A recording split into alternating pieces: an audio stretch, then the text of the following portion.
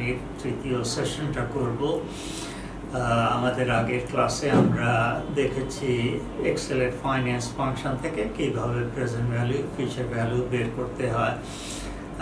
সেখানে একটা এমফেসিস ছিল যে আমাদের চারটা ইনপুট থাকবে, present value, future value, n আর রেট। চারটা জিনিসের মধ্যে তিনটা জিনিস জানলেই আমরা চতুর্থ জিনিসটা জানতে পারি। তো আমরা তো বলেছি আগের ক্লাসে, আগের ইউনিটে, যে প্রেজেন্ট ভ্যালুকে বের করা যায়, ফিউচার ভ্যালু কীভাবে বের করা যায়। আর আজকে তাহলে ওখান থেকে একটু দেখাবো যে রেটটা কীভাবে বের করা যায়। একই প্রসেস, একই বক্স আসবে, সেই সাথে আরও কয়েকটা জিনিস ছোটোখাটো উদাহরণ আমি নিয়ে আসবো। কেমন? তো প্রথমে দেখা যাক আমরা রেটটা কীভাবে বের করতে পারি। রেটটা বের করার ব্যাপারে কীরকম সময় আমি রেট বের করতে চাইতে পারি। লোনের ক্ষেত্রে অবশ্যই আমি ব্যাংকে গেলে ব্যাংক একটা পার্টিকুলার লোন নিতে চাইলাম, 2 লাখ টাকা।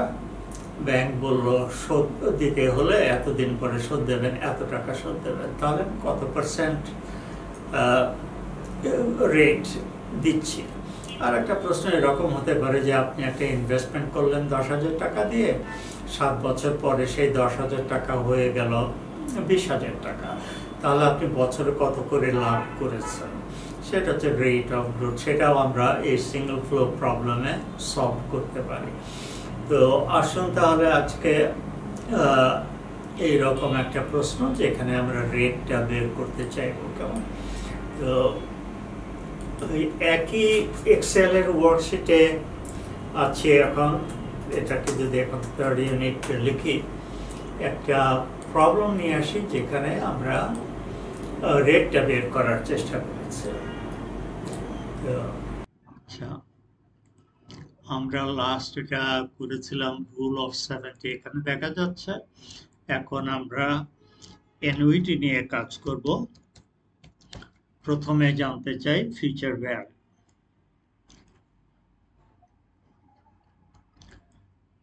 Future value of annuity. এখন এইখানে যে বোর্ডে মাত্র দেখালাম যে অ্যানুইটি 1 টাকার, আমি এখানে 500 টাকার বা 5,000 বা 50,000 টাকার অ্যানুইটি যদি দেই, তাহলে আমাকে জাস্ট এই নাম্বারটা যেটা ছিল টোটাল 5 বছরে 5.8666, সেটাকে আমি যে টাকা জমা দেবো বা সেভ করব সেটা দিয়ে গুণ দিলেই অ্যান্সারটা চলে আসতো। তো আমি এখানে সেরকম একটা প্রশ্ন তৈরি করি। আমার তাহলে লিখি যে, ধরেন জেমস বলে এক ভদ্রলোক আছে, জেমস প্ল্যান লিখি টু সেভ টাকা প্রত্যেক মাসে যদি 10,000 টাকা হয়, তাহলে 12 মাসে 1,20,000 টাকা। দেখি প্রত্যেক মাসে যদি 20,000 ধরি, তাহলে বছরে 2,40,000 টাকা save per year. The time frame দেই, let's say for 8 years. The rate, এমন একটা রেট যেটা টেবিলে পাওয়া যায় না, সেটা আমি এখানে দিতে পারি, 7.5%। এখন প্রশ্ন হচ্ছে, what is the future value?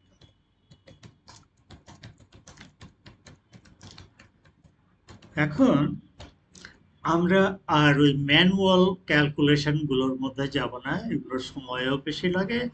আপনি যদি চাকরিতে এটা আপনার লাগে, তাহলে ওটা খুব ইনএফিশিয়েন্ট একটা প্রসেস হবে। আমরা বের করতে গেলে আমাদের কি কি দরকার। অ্যানুইটির ক্ষেত্রে 5টা বক্সের মধ্যে অ্যাটলিস্ট 5টা জিনিস আসবে। কি কি আসবে আমি যদি এখানে দেই, আমাদের প্রেজেন্ট ভ্যালু আসবে, আসতেও পারে নাও আসতে পারে। কেমন? ফিউচার ভ্যালু আসতেও পারে নাও আসতে পারে, কিন্তু দুটার একটা থাকতে হবে। রেট থাকবে, এন থাকবে, আর একটা থাকবে পেমেন্ট। পেমেন্ট হচ্ছে যে টাকাটা বছরে বছরে দেওয়া লাগে। তো তো এইখানে আমরা যাচ্ছি ফিচার ভ্যালু, এই প্রশ্নটা এইখানে আসছে। আমার পেমেন্টটা হচ্ছে 2,40,000। আচ্ছা, নাম্বার অফ পিরিয়ড দেওয়া আছে 8 আর রেট দেওয়া আছে 0.075। আমার মোট কত টাকা জমা হবে? আচ্ছা, তাহলে আমি এইখানে লিখব, বইয়ের হিসাবে লিখতে গেলে এফভিএ লিখতে হবে, এক্সেলে এটা আছে এফভি। আপনি এসে যে ফর্মুলায় যে ফাইন্যান্স ফাংশনে যে আপনি ফিচার ভ্যালুটা বের করবেন। আমরা এখানে বের করলাম, এই বক্স আপনার পপ আউট করলো। আমি এখন নাম্বারগুলো টাইপ করতে পারি বা রেফারেন্সে দিতে পারি। আমি ধরেন এখানে টাইপ করব 0.075, নাম্বার অফ পিরিয়ড দিয়েছি 8, পেমেন্ট আছে। আমি যদি অ্যান্সারটা প্লাসে চাই তাহলে পেমেন্টটা নেগেটিভ দিতে হবে, আর পেমেন্ট যদি নেগেটিভ না দেই তাহলে আমার অ্যান্সারটা নেগেটিভ আসবে। এটা হচ্ছে পয়েন্ট অফ ভিউ। আপনি জমা দিচ্ছেন, আপনি পরে ফেরত পাবেন, অথবা আপনি এখন নিচ্ছেন, আপনি পরে কত দেবেন, বা এখন কত নিয়েছেন। এইখানে আমাদের ফিগারটা হচ্ছে 2,40,000। দেখেন অ্যান্সারটা অলরেডি চলে এসছে। অ্যান্সারটা হচ্ছে 25,07,129। 25,07,129। একটা জিনিস আপনি তাহলে নিশ্চিত হতে পারেন, একটু আগে যেমন বলেছিলাম যে 5 বছরের অ্যানুইটিতে ফিগারটা 5-এর বড় হতে হবে, 10 বছরের অ্যানুইটিতে টেবিলের ফিগারটা ফিউচার ভ্যালু অফ অ্যানুইটি 10-এর বড় হতে হবে। আপনার এইখানে আপনার অ্যান্সারটা এই ফিগারের থেকে বড় হতে হবে। আপনি মোট 2,40,000 টাকা জমা দিচ্ছেন, 8 বার জমা দিচ্ছেন, তাহলে অ্যাটলিস্ট এই পরিমাণ আপনার হতে হবে। এটা যদি কখনো কম হয় আপনি একটা কিছু ভুল করেছেন। তাহলে আমি এখানে যদি একটা ক্যালকুলেশন দেই, আপনার অ্যান্সার যদি কখনো এই ফিগার বা তার কম হয়, তার মানে হবে যে আপনি কিছু একটা ভুল করেছেন। কেমন?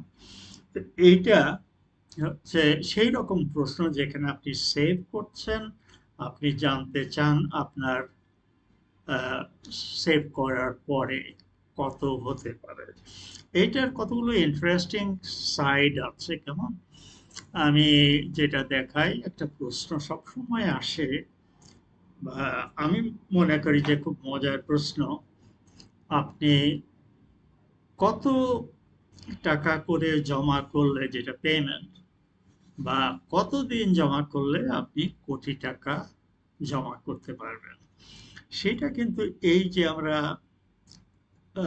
এফডিআইএফ টেবিলের মতো করেছি না এখানে, এই রকম একটা টেবিল থেকেই আসে। এই যে 8%-এ এই নাম্বারগুলো আছে। কেমন? আমি যদি এখন জিজ্ঞেস করি তাহলে যে আপনাকে কত টাকা করে জমা করতে হবে, বা আপনি একটা অঙ্ক, যে কোনো একটা অঙ্ক নিলাম এবং বলবো যে আপনার মোট কত টাকা হবে, আপনি কত বছর কাজ করবেন। মনে করেন আপনি 35 বছর কাজ করবেন বা 40 বছর কাজ করবেন। সো প্রশ্নটা তাহলে হবে যে how much will you have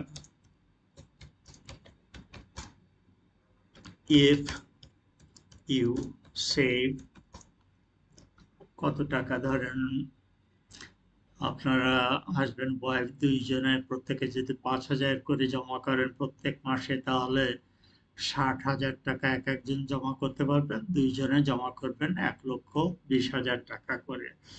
তো 1,20,000 যদি দেই, 1,20,000 এভরি ইয়ার, আপনি সেই জমার উপরে পাবেন, ধরেন আমরা আগে দিয়েছি বোধহয় 8% দিয়েছি না? ও, এটা কি আমরা 7.5% করেছি? আগে তো এটা তো ভুল করলাম। এটা 8% দিয়েছিলাম, তাহলে আমি বরং এইটাই 8% দিয়ে রাখি, না হলে বলি মুখে একটা করি আর একটা, তাহলে তো মুশকিল হয়ে গেল। তো যাই হোক, এইবার রেট লিখলাম ধরেন 7.5, এবার মনে রাখবো 7.5 এই রেটটা। কত বছর সেভ করবেন? হি উইল সেভ ফর 25 বছর চাকরি, 25 বছর বা 40 বছর, 40 বছর ইনকাম ইয়ার সবারই হতে পারে, ফর 40 ইয়ার্স দিলাম। তাহলে তার কত হবে? আমি এখানে যেটা করব, তাহলে একটা কলাম করি ইয়ার, এইখানে কলাম করব সেভিংস, এইখানে কলাম করব ওই 1 বছর পর পর কত টাকা জমা হচ্ছে সেইটা, কেমন? তো এটা হবে যে একটা রানিং ফিউচার ভ্যালুর মতো, কেমন? এইখানে দিলাম 1, এইখানে 2, 40 বছরে নিয়ে যাব। দেখি কত হলো, অনেক বেশি হয়ে গেছে। দেখি 45 পর্যন্ত রাখি, কি হয়।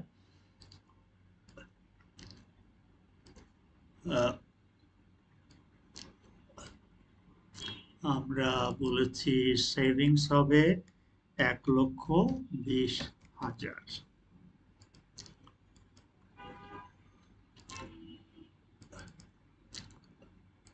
আমি ডেসিমাল গুলো দিচ্ছি এই নাম্বারটা, তাহলে পুরো দিলাম, কিন্তু আমরা হয়তো এখানেই থামতে পারি। আচ্ছা,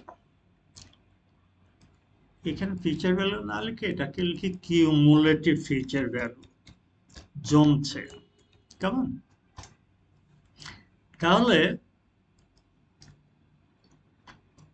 এই যে এই টাকাটা আমি যদি করি, এটা বাড়িয়ে দিই, এখানে এটা শেষ করব, কেমন?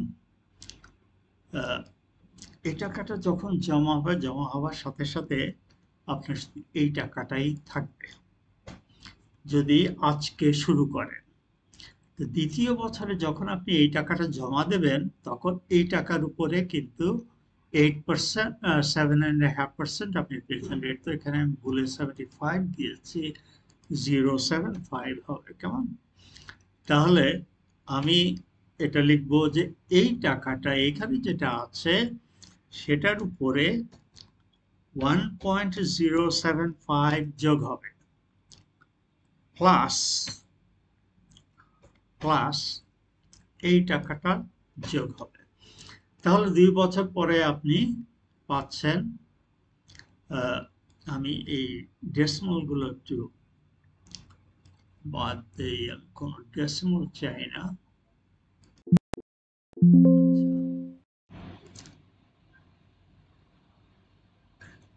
তাহলে এই টাকাটা কি হবে?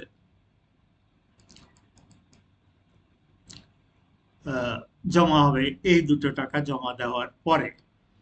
এখন আপনি যদি জাস্ট এই কাজটা করেন, আমরা বলেছি 40 বছর, তাহলে আপনি দেখতে পাচ্ছেন যে জেমসের 2,72,70,782 টাকা জমা হবে 40 বছর পরে। এই টাকাটা আমি তো এইভাবে টেবিল করে এক এক বছর করে যোগ করে বের করলাম। আমি তো এইভাবে বের করতে পারতাম, ফর্মুলা ফাইন্যান্সিয়াল, আমরা ফিউচার ভ্যালুটা চাই, এই যে পপ আপ বক্স আসলো, আমি এখানে টাইপ করব বা রেফারেন্স দেবো 0.75, আমার নাম্বার অফ পিরিয়ড হবে 40, আমার পেমেন্ট আমি একটু নেগেটিভে লিখবো 1,20,000। দেখেন এই যে একই নাম্বারটা এখানে চলে এসছে। তো এইভাবেই আমি আসলে ওই প্রশ্নটার উত্তর দিই যে আপনি কোটি টাকা করতে গেলে একটা যে কোনো একটা অঙ্ক বলেন আমাকে, সেই অঙ্কে কোটি টাকা করতে গেলে আপনার কত টাকা লাগবে। এটা জাস্ট এই নাম্বারটা একই প্রসেসে আমি জাস্ট নাম্বারটা চেঞ্জ করব, কেমন? আপনারা দুজনে মিলে যদি 60,000 টাকা করে সেভ করতে পারে তাহলে কি 1 কোটি টাকা হবে? তো আমি এই নাম্বারটা এখানে একটু কপি করে যাই, পেস্ট, এইটা আমি চেঞ্জ করব 60,000 টাকায়, কেমন? তাহলে সাথে সাথে আপনার 60,000 টাকা হলো। আমি এই পুরো সেভিংটা এখানে 60,000 টাকা দিলাম। আমি এখন যদি এটা নিয়ে আসি, আমি দেখতে পারবো এটা তো না, প্রথমে আমার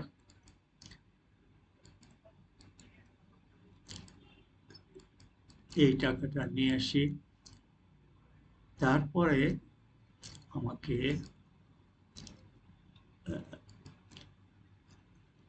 এই টাকাটা কপি করে সেকেন্ড ইয়ার থেকে আমি এটা তখন টার্ম দিতে পারবো আর কি। এখন দিলে 45 বছরে আপনার 2 কোটি টাকা, 1,99,23,871 টাকা হবে যদি আপনি বছরে 60,000 টাকা করে জমা দিতে পারেন। সবাইকে আমি কোটিপতি বানিয়ে দিলাম তাই না? শুধু ডিসিপ্লিনটা থাকতে হবে। আর একটা জিনিস এখান থেকেই দেখাতে পারবো, আপনি তো এখানে দেখতে পাচ্ছেন যে আপনার 2 কোটি টাকা হয়েছে। আপনি যদি 5 বছর দেরি করেন এই কাজটা শুরু করতে, তাহলে কি হবে? আমি প্রথম এই 5টা বছর, সরি এটা একটু করতে চাইনি, আমি যেটা করতে চেয়েছি যে প্রথম 5টা বছর আমি কিছু সেভ করব না, 2, 3, 4, 5। তাহলে আপনার কত টাকা হবে? 5 বছর দেরি করার জন্য 2 কোটির জায়গায় আপনার হবে 1,36,35,391। তাহলে আমার কথা হলো আপনারা কিন্তু সবাই যত তাড়াতাড়ি পারবেন সেভ করবেন। সেভ করলে পরে সবাই কোটি টাকা নিয়ে রিটায়ার করতে পারবে। এটাও ভুললে চলবে না যে 1 কাপ চার দাম তখন 700 টাকা মতো হবে। এটা এখন যত বড় মনে হয় তখন অত বড় হয়তো মনে হবে না, কিন্তু আপনি আপনার লক্ষ্যমাত্রাটা বাড়াতে পারেন। তো তাহলে এই ইউনিটে জাস্ট দুটো জিনিস দেখাতে পারলাম আপনাদের। একটা হচ্ছে যে কিভাবে ফিউচার ভ্যালু বের করতে হয়, সেই সূত্রে আমরা বের করতে পারি যে কোটি টাকা নিয়ে অবসর নিতে গেলে কত টাকা করে আপনার জমাতে হবে, কি রেট পাওয়া লাগবে, আপনি যেটা খুশি আপনি সেটা করতে পারবেন। এইখানে সে আগের মতো করে আমরা যদি করি, বের করার চেষ্টা করি যে এই বক্সে নাম্বারগুলো ইনপুট করলে 45 বছর পরে আপনার কত হবে। আমরা 075 দিয়েছিলাম, নাম্বারটা যদি 45 দেই, পেমেন্টটা এখন দিয়েছি 60,000,